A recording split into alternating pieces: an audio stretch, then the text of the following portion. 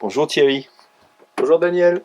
On entend beaucoup de choses dans le média par rapport de la perversion. C'est quoi exactement? Oui, alors en ce moment, effectivement, on parle de plus en plus de perversion, puisque en fait, les langues ont tendance à se délier avec les nouvelles technologies, avec la révolution de l'information.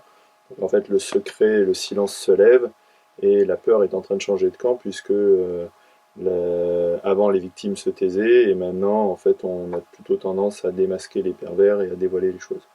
Alors, mais revenons à votre question, euh, Daniel. La perversion, en fait, c'est quoi? La définition du pervers, c'est quelqu'un qui traite une autre personne non pas comme un sujet, mais comme un objet. C'est-à-dire qu'en fait, un pervers, c'est quelqu'un qui traite l'autre, je vais le dire de façon vulgaire, hein, désolé, mais au moins ça aura le mérite d'être clair, comme de la merde. C'est-à-dire comme un esclave, comme un chien, comme une serpillière, comme un moins que rien. Voilà. Donc la perversion, c'est un processus où vous dévalorisez l'autre, où vous le chosifiez, l'instrumentalisez, vous le mettez à votre service. C'est-à-dire que la relation perverse, c'est une relation où c'est pas une relation d'adulte à adulte comme un couple devrait l'être, c'est-à-dire une relation de coéquipe par exemple.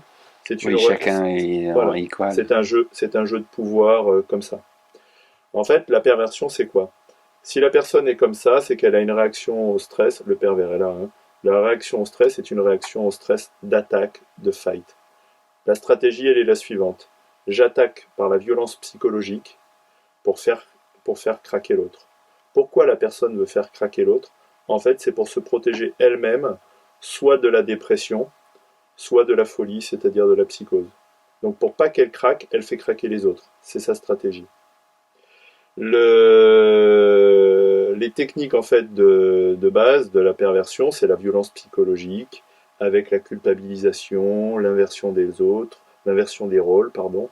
Donc vous vous donnez le mauvais l'autre à l'autre, et vous le faites craquer, vous l'épuisez, vous le videz de toute sa vitalité, de toute sa joie.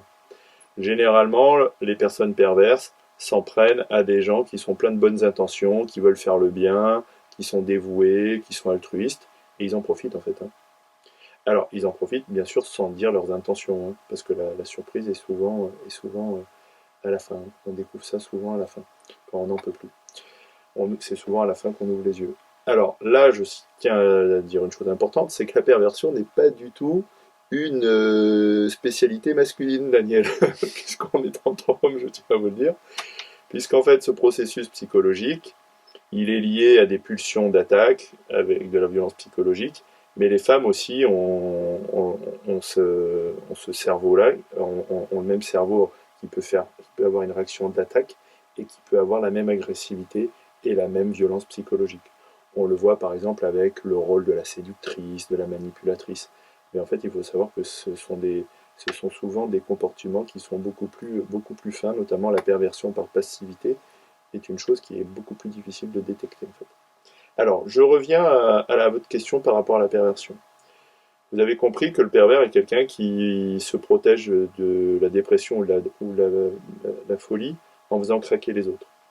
En fait, il veut faire craquer les autres parce que s'il fait ça, c'est qu'il manque d'empathie. S'il traite les autres mal, s'il les rabaisse, s'il les dévalorise, s'il les humilie, c'est qu'en fait, il manque d'empathie. Et en fait, un pervers, c'est quoi? C'est quelqu'un qui n'a pas de cœur. Si vous regardez le film American Psycho, au début du film, qui est un film sur quelqu'un qui a une personnalité pervers narcissique, au début du film American Psycho, la personne dit ce que personne ne sait, c'est que je ne sens rien à l'intérieur. Et donc en fait, la personne n'a pas d'empathie, elle n'a pas d'émotion. Ils sont vides. Ils sont vides, c'est exactement ce qu'il dit dans le film. Et la façade est belle, mais à l'intérieur, ils sont vides. Ils n'ont pas d'humanité en fait. C'est un symptôme d'une grande souffrance, parce qu'en fait, ils se sont anesthésiés à l'intérieur d'eux, tellement la souffrance est grande. Donc c'est une réaction de stress et d'un très grand stress traumatique. Voilà. Donc le message caché, c'est je n'ai pas de cœur, je ne t'aime pas, hein. Et ça, souvent, ils ne le disent jamais. Alors, on verra dans une autre vidéo les autres techniques de communication perverse, puisque vous allez voir que la communication perverse, pour faire le lavage du cerveau de l'autre, pour le faire craquer, elle est très spécifique et elle est classique, quoi. Voilà, Daniel, j'espère que je vous ai éclairé là-dessus. Merci beaucoup Thierry. Je vous en prie.